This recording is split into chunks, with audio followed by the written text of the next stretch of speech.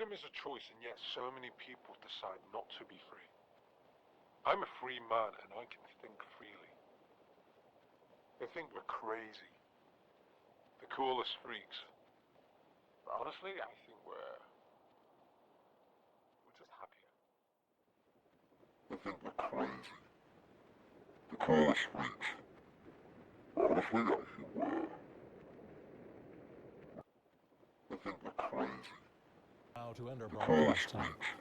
Close to 2 years of pandemic and public health restrictions and mandatory masking and vaccination mandates have set the stage for the rigorous debate about rights and freedom, which now rages daily, particularly in social media.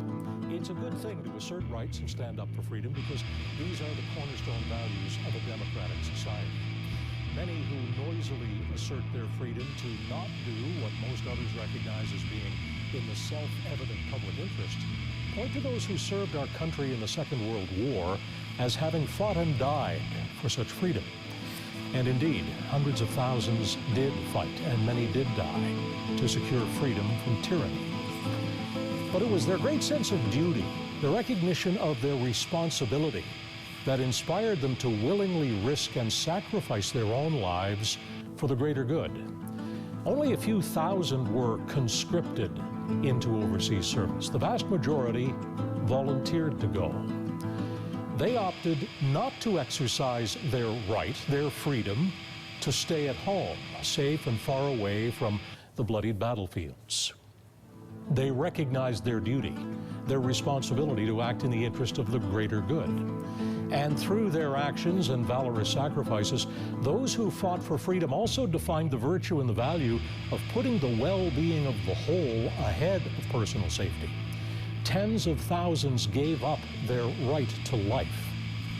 In this country today, a legal charter enshrines our rights, subject only to reasonable limits. But it is conscience that defines responsibility.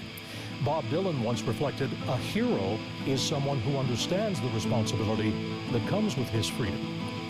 Those who cite the heroics of the fallen and our veterans to fortify their own legal right to refuse a minimally risky shot in the arm or to defiantly refuse to wear a paper mask in public might wish to ponder the courage that inspired the free and noble and selfless choice to put the public good ahead of personal freedom, as our heroes did. Good night, everyone.